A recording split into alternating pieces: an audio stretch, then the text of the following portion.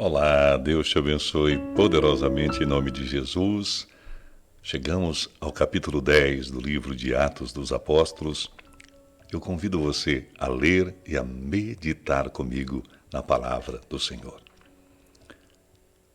Morava em Cesareia um homem de nome Cornélio, centurião da corte chamada italiana, piedoso e temente a Deus com toda a sua casa, e que fazia muitas esmolas ao povo e de contínuo orava a Deus. Esse homem observou claramente, durante uma visão, cerca da hora 9 do dia, um anjo de Deus que se aproximou dele e lhe disse: Cornélio. Este, fixando nele os olhos e possuído de temor, perguntou: Que é, Senhor? E o anjo lhe disse: As tuas orações e as tuas esmolas subiram para a memória de diante de Deus. Agora envia mensageiros a Jope e manda chamar Simão, que tem por sobrenome Pedro. Ele está hospedado com Simão, o curtidor, cuja residência está situada à beira-mar. Logo que se retirou o anjo que lhe falara, chamou 2 dos seus domésticos e um soldado piedoso dos que estavam a seu serviço, e, havendo-lhes contado tudo, enviou-os a Jope. No dia seguinte, indo eles de caminho e estando já perto da cidade, subiu Pedro ao eirado por volta da hora sexta, a fim de orar. Estando com fome, quis comer, mas enquanto lhe preparavam a comida, sobreveio-lhe um êxtase. Então viu o céu aberto e descendo um objeto como se fosse um grande lençol, o qual era baixado à terra pelas 4 pontas, contendo toda sorte de quadrúpedes, répteis da terra e aves do céu. E ouviu-se uma voz que se dirigia a ele: Levanta-te, Pedro, mata e come. Mas Pedro replicou: De modo nenhum, Senhor, porque jamais comi coisa alguma comum e imunda. Segunda vez a voz lhe falou: Ao que Deus purificou, não consideres comum. Sucedeu isso por 3 vezes, e logo aquele objeto foi recolhido ao céu. Enquanto Pedro estava perplexo sobre qual seria o significado da visão, eis que os homens enviados da parte de Cornélio, tendo perguntado pela casa de Simão, pararam junto à porta. E chamando-o, indagavam se estava ali hospedado Simão, por sobrenome Pedro. Enquanto meditava Pedro acerca da visão, disse-lhe o Espírito: Estão aí 2 homens que te procuram. Levanta-te, pois, desce e vai com eles, nada duvidando, porque eu os enviei. E descendo Pedro para junto dos homens, disse: A que me tendes? Sou eu a quem buscais? A que viestes? Então disseram: O centurião Cornélio, homem reto e temente a Deus, e tendo bom testemunho de toda a nação judaica, foi instruído por um santo anjo para chamar-te à sua casa e ouvir as tuas palavras. Pedro, pois, convidando-os a entrar, hospedou-os, e no dia seguinte levantou-se e partiu com eles. Também alguns irmãos dos que habitavam em Jope foram em sua companhia. No dia imediato entrou em Cesareia. Cornélio estava esperando por eles, tendo reunido seus parentes e amigos íntimos. Aconteceu que, indo Pedro a entrar, lhe saiu Cornélio ao encontro, e prostrando-se-lhe aos pés o adorou. Mas Pedro o levantou, dizendo: Ergue-te, que eu também sou homem. E falando com ele, entrou, encontrando muitos reunidos ali, a quem se dirigiu, dizendo: Vós bem sabeis que é proibido a um judeu ajuntar-se ou mesmo aproximar-se de alguém de outra raça. Mas Deus me demonstrou que a nenhum homem considerasse comum ou imundo. Por isso, uma vez chamado, vim sem vacilar. Pergunto, pois, por que razão me mandaste chamar? Respondeu-lhe Cornélio: Faz hoje 4 dias que por volta desta hora estava eu observando em minha casa a hora nona de oração, e eis que se apresentou diante de mim um varão de vestes resplandecentes e disse: Cornélio, a tua oração foi ouvida e as tuas esmolas lembradas na presença de Deus. Manda, pois, alguém a Jope chamar Simão, por sobrenome Pedro. Acha-se este hospedado em casa de Simão, curtidor, à beira-mar. Portanto, sem demora, mandei chamar-te e fizeste bem em vir. Agora, pois, estamos todos aqui, na presença de Deus, prontos para ouvir o que te foi ordenado da parte do Senhor. Então falou Pedro, dizendo: reconheço por verdade que Deus não faz acepção de pessoas. Pelo contrário, em qualquer nação, aquele que o teme e faz o que é justo, lhe é aceitável. Esta é a palavra que Deus enviou aos filhos de Israel, anunciando-lhes o evangelho da paz, por meio de Jesus Cristo. Este é o Senhor de todos. Vós conheceis a palavra que se divulgou por toda a Judéia, tendo começado desde a Galileia, depois do batismo que João pregou. Como Deus ungiu a Jesus de Nazaré com o Espírito Santo e com poder, o qual andou por toda parte, fazendo o bem e curando a todos os oprimidos do diabo, porque Deus era com ele.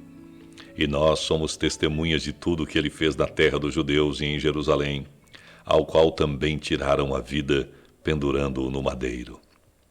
A este ressuscitou Deus no terceiro dia, e concedeu que fosse manifesto, não a todo o povo, mas às testemunhas que foram anteriormente escolhidas por Deus, isto é, a nós, que comemos e bebemos com ele, depois que ressurgiu dentre os mortos.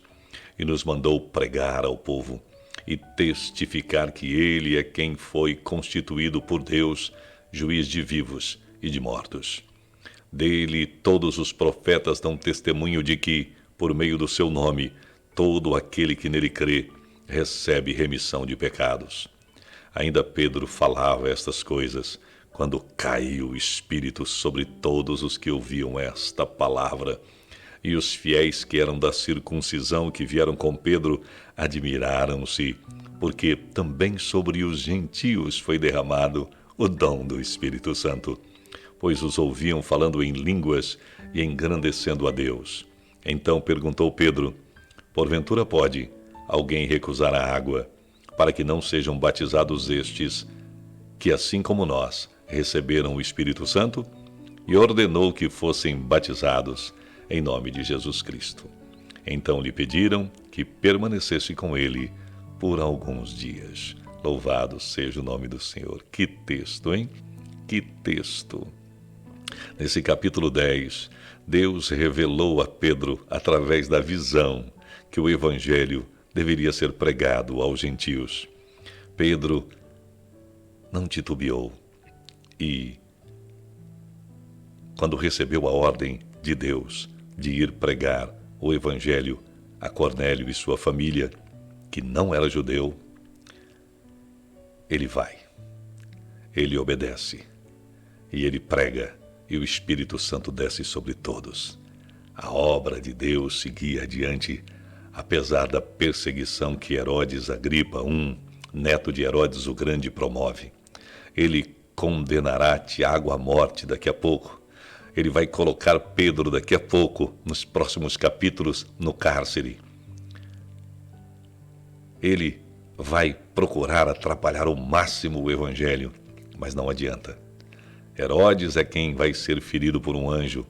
O Evangelho é quem vai seguir firme em sua expansão, porque Deus é Deus. Deus é maravilhoso, e Deus vai protegendo, e Deus vai cuidando, e Deus vai abençoando todos aqueles que se submetem exatamente ao Espírito Santo, que nos orienta e diz para você e para mim nesse momento: não faça acepção de pessoas.